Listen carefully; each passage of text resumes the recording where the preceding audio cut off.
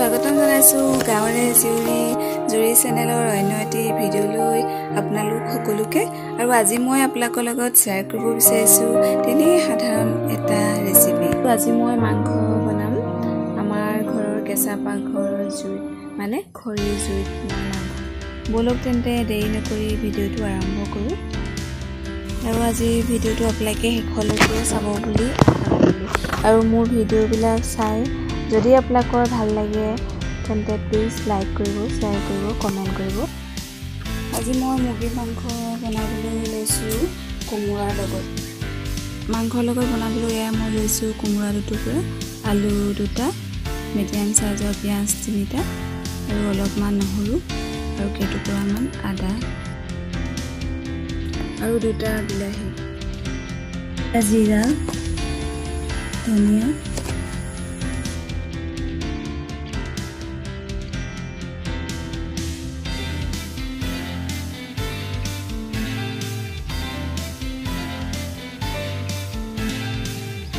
এয়া মই গোটা জিৰা ধনিয়াখিনি আৰু আদা নহৰুবিলাক পটাত মিহিকৈ পিচি লৈছোঁ আৰু লগতে এয়া তেজপাত এখিলাও লৈছোঁ। এতিয়া মই লোকেল মুৰ্গী মাংসখিনিৰ লগত নিমখ, হালধি আৰু কাটি থোৱা পিঁয়াজ অলপ আৰু লগতে মই পটাত পিচি থোৱা মছলাখিনি একেলগে মিহলি কৰি অলপ মঠি লৈছোঁ।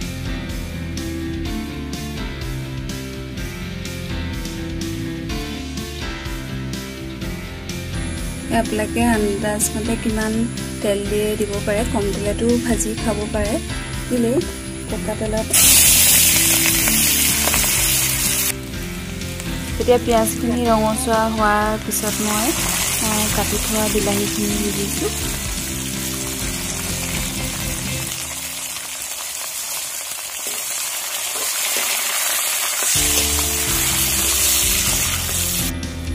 এতিয়া বিলাহীখিনি অলপ সিজোতেই মই মেৰিনেট কৰি থোৱা মাংসখিনি দি দিছোঁ। মাংসখিনি সিজে মানে পাকঘৰখনকে চিনাকি হৈ ল'বলৈ। এয়া জুইশালৰ ওপৰত এখন চালনী, এয়া চালনীত মায়ে ঘৰৰ জলকীয়া শুকুৱাই থৈছে আৰু এফালে থৈছে এয়া মাছ, ইফালেও মাছ শুকুৱাই থৈছে আৰু এফালে পাতত দিয়া মাছ আৰু এইডাল হ'ল ঘুটনি মাৰি আৰু এইডাল মায়ে মাছ লৰাবৰ কাৰণে বাঁহৰ বনাই থৈছে। এয়া ঘৰৰ তেজপাতো শুকুৱাই থৈছে। মাংসখিনি এনেকৈ কমকৈ প্ৰায় 10-15 মিনিটলৈকে ভাজিব। মাটিৰ চৌকাৰ ওপৰত মিঠি কেৰাচিন তেলৰ চাকি, ভোট জলকীয়া, তাৰপিছত কাটি থোৱা আলু, কোমোৰাখিনি দি দিছোঁ। আলু আৰু কোমোৰাখিনি দিয়াৰ পিছতো মই মাংসখিনি প্ৰায় 10-15 মিনিট ভাজিছোঁ। নিমখৰ পৰিমাণটো হয়তো কম হ'ব পাৰে, আপোনালোকে নিজৰ আন্দাজ মতে দি দিব।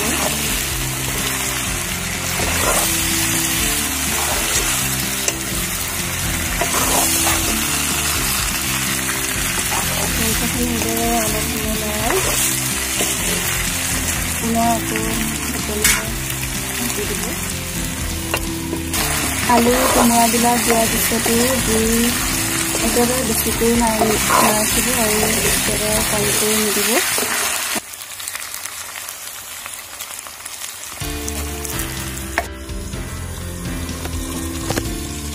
মছলাখিনি খৰি এনেদৰে প্ৰায় 10-15 মিনিট ভজাৰ পিছত পানী দি দিব। মই গৰম পানী দি দিছোঁ, 1 গিলাচ গৰম পানী। আৰু মাংসখিনি আকৌ ভালদৰে সিজিব লাগিব। আলু আৰু কোমোৰা ভালদৰে সিজা নাই যিহেতু। পানী দিয়াৰ পিছতো মাংসখিনি মই আকৌ ঢাকন দি দিছোঁ, তেতিয়া ভালদৰে সিজিব। মাংস পানী দিয়াৰ পিছত মই দুটা অলপ বেছিকৈ দি দিছোঁ। 4 মিনিটৰ পিছত আকৌ মই ঢাকন উঠাই অলপ মাংসখিনি লৰাই দিছোঁ।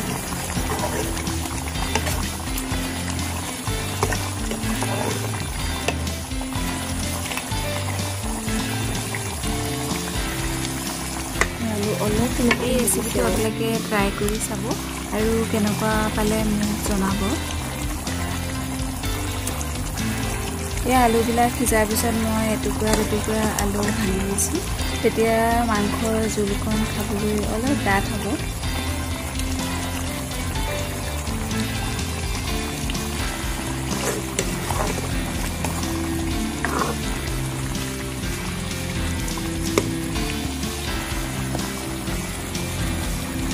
এয়া চাওকচোন মাংসৰ ৰংটো কিমান ধুনীয়া হৈছে।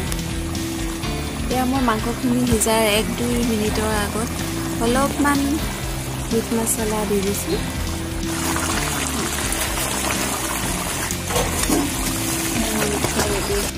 এয়া আজি লোকেল মুৰ্গীৰ মাংস ৰেডি হৈ গ'ল। আজি মাংসৰ ৰেচিপিটো আপোনালোকে কেনেকুৱা পালে তলত কমেণ্ট বক্সত জনাবলৈ নাপাহৰিব কিন্তু। ধন্যবাদ।